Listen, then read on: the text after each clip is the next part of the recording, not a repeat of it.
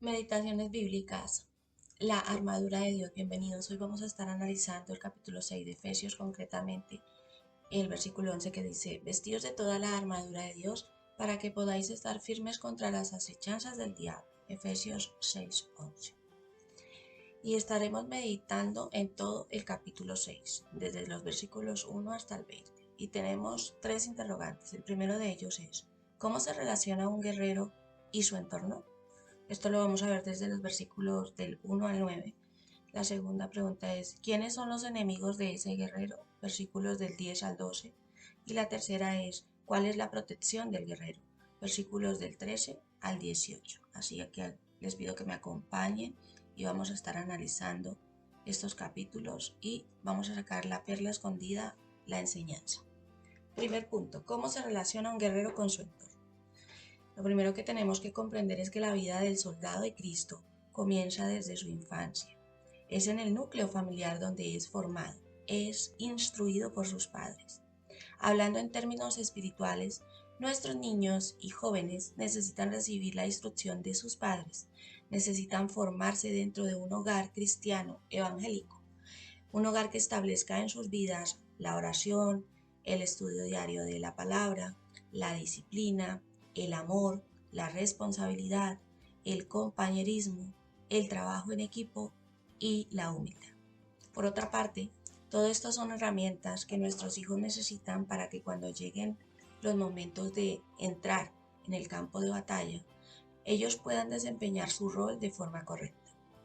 Un soldado debe aprender la obediencia, primeramente hacia aquellas personas que Dios ha puesto como autoridad en sus vidas, como pueden ser sus padres, y en segundo lugar, también tiene que estar preparado para aprender dentro de la familia, dentro del hogar, cuál es su rol. Porque un hijo que no obedece a sus padres muy difícilmente sabrá someterse a las diferentes autoridades que tenga a lo largo de su vida y no respetará tampoco las autoridades gubernamentales, la policía, ni nada. Por otra parte, la obediencia es de vital importancia en la vida de toda persona, porque una persona que no es capacitada en esta área tendrá muchísimas dificultades para relacionarse no solamente con sus padres o con su familia, sino también con sus jefes y con las demás personas en todas las áreas y relaciones de su vida. Comprendiendo nuestro papel como guerreros del reino de Dios y de cómo debemos ser instruidos y a su vez cómo debemos instruir, vamos a meditar un poco sobre o acerca de la armadura del soldado de Cristo. Y recordemos que Jesús es un gran ejemplo de obediencia.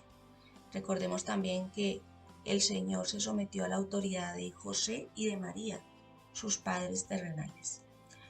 Y también siempre se sometió a la voluntad y autoridad de su Padre Celestial, Dios. El segundo punto es, o la segunda pregunta era: ¿quiénes son los enemigos del guerrero? Dice la palabra en Efesios 6:12: porque no tenemos lucha contra sangre ni carne, sino contra principados, contra potestades, contra los gobernadores de las tinieblas de este siglo, contra huestes espirituales de maldad en las regiones celestes. Y podemos comprender que tenemos enemigos espirituales y no son cualquier tipo de enemigos, son enemigos que son perseverantes, que son estrategas, que son astutos. Las huestes celestiales de maldad se refiere a los ángeles caídos que sucumbieron ante la tiranía y la soberanía de Satanás. Estas huestes se mueven en las tinieblas y se organizan por legiones. Son poderosos y su mayor función es atacar al pueblo de Dios, a los redimidos por Cristo. Ellos no tienen otra función más que hacerle la vida imposible a los hijos de Dios. Jesucristo es todopoderoso y los demonios huyen ante su presencia.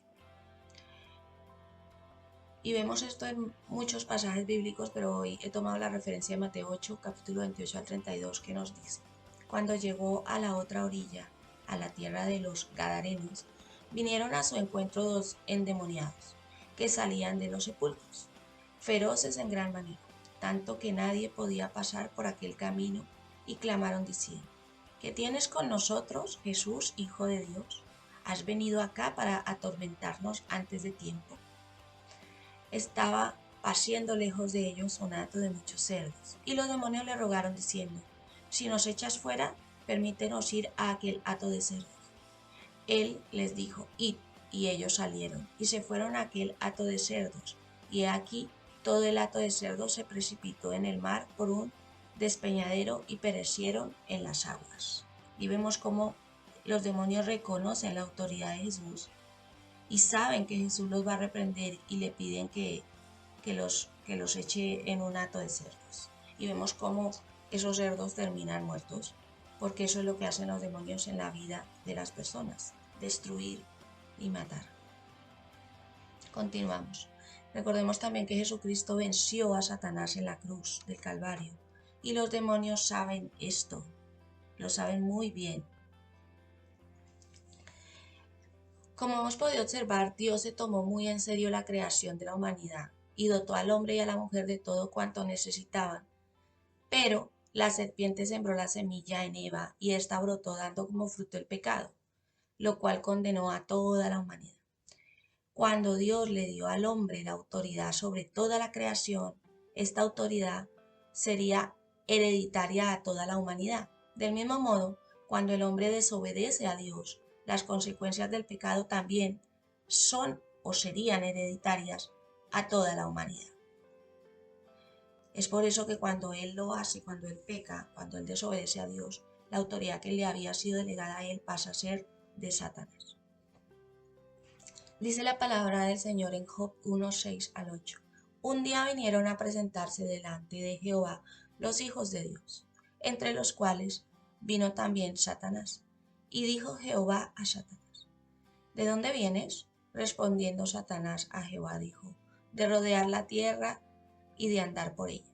Y Jehová dijo a Satanás: ¿no has considerado a mi siervo Job, que no hay otro como él en la tierra, varón perfecto y recto, temeroso de Dios y apartado del mal? Satanás no puede escapar de la soberanía y de la autoridad de Dios. No puede hacer nada sin que Dios lo sepa. Y esto es muy importante tenerlo en cuenta, porque muchas veces pensamos que él actúa por sus propias decisiones, o que Dios no sabe lo que él hace, pero Dios sabe lo que Satanás hace, y hasta cierto punto, de cierta manera, le permite actuar, pero se lo permite porque nosotros le dimos esa autoridad. Jesús nos delegó autoridad y hemos de vivir en santidad. Dice Romanos 8, 5 al 8, porque los que son de la carne piensan en las cosas de la carne, pero los que son del Espíritu en las cosas del Espíritu. Porque el ocuparse de la carne es muerte, pero el ocuparse del Espíritu es vida y paz. Por cuanto los designios de la carne son enemistad contra Dios, porque no se sujetan a la ley de Dios, ni tampoco pueden, y los que viven según la carne no pueden agradar a Dios. Romanos 8, 5 al 8. Esto es muy importante. Nosotros estamos llamados a vivir en el Espíritu. Es verdad que tenemos una naturaleza pecaminosa, pero Jesús vence todo eso. Cuando estamos llenos del Espíritu Santo, Él realiza la obra de santificación en nuestra vida para que cada día seamos más a la semejanza, a la imagen de Cristo, no a la imagen del hombre caído. Teníamos una tercera pregunta: ¿cuál es la protección del guerrero de Cristo? Y vamos a ver algunos aspectos de la armadura de Dios. Primero, dice: ceñid vuestros lomos con la verdad. Y esto significa comprometer nuestras emociones a creer en la verdad de Cristo. Sean cuales sean las situaciones que lleguemos a experimentar, siempre estamos llamados a recordar que Cristo fue a la cruz por nosotros, que nos ha redimido y que nos ha dado autoridad. Por otra parte dice: vestidos con la coraza de justicia. Se entiende que el pecho es el lugar del alma. Nuestro corazón debe mantenerse puro y recto.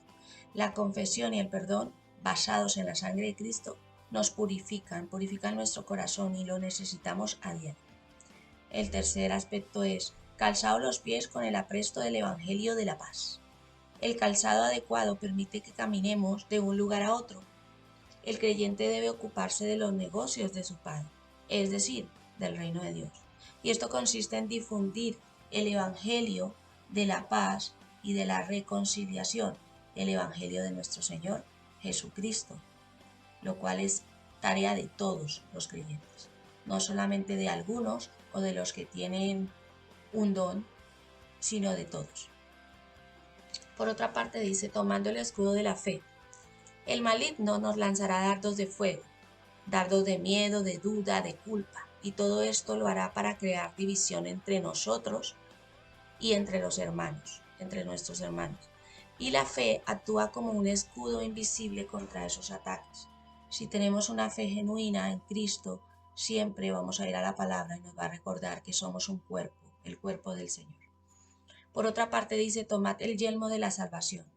El yelmo protege la cabeza, es decir, el cerebro, nuestra mente y pensamientos. La seguridad de la salvación es una poderosa arma contra las dudas, contra las inseguridades que muchas veces vienen a nuestra mente y que muchas veces siembra el enemigo.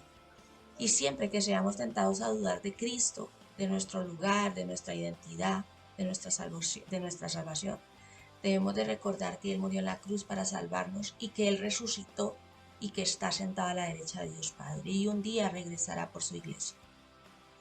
Por otra parte dice, tomad la espada del Espíritu.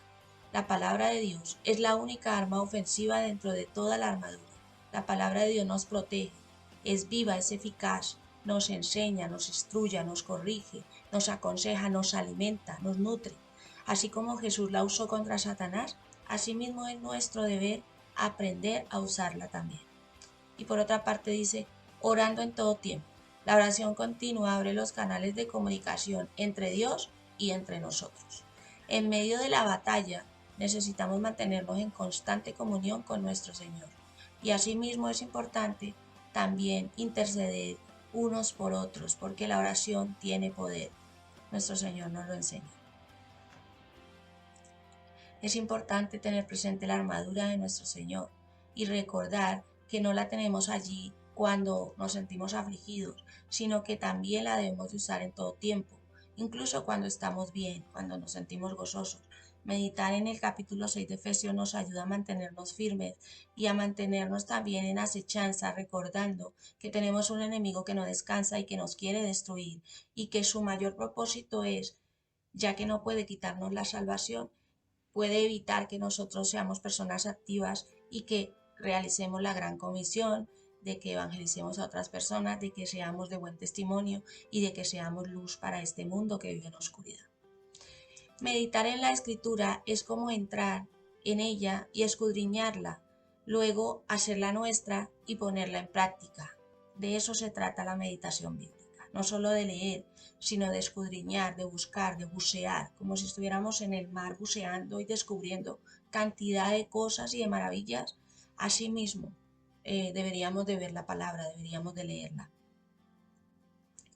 Por otra parte, dice que debemos de orar en todo tiempo. Y esto es muy importante porque los cristianos que no mantienen su oración activa no tienen una comunión con Jesús. Y es tan importante que tengamos una comunión con el Señor, que desarrollemos el hábito de comunicarnos con Él en todo tiempo, en todo lugar, no solamente cuando tenemos problemas o cuando queremos pedirle algo, sino que en todo tiempo, en todo lugar, en todas nuestras actividades diarias, mantengamos ese canal abierto de comunicación con nuestro Señor.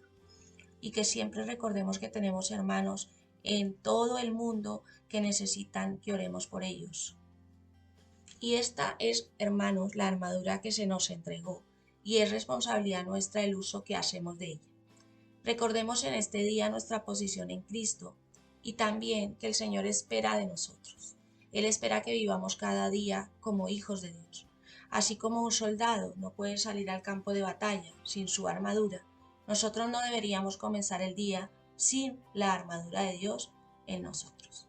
Recordemos que el maligno no puede quitarnos la salvación, ya lo he dicho antes, pero sí puede evitar que seamos soldados aplicados y que de esta forma podamos llevar a otros a Cristo.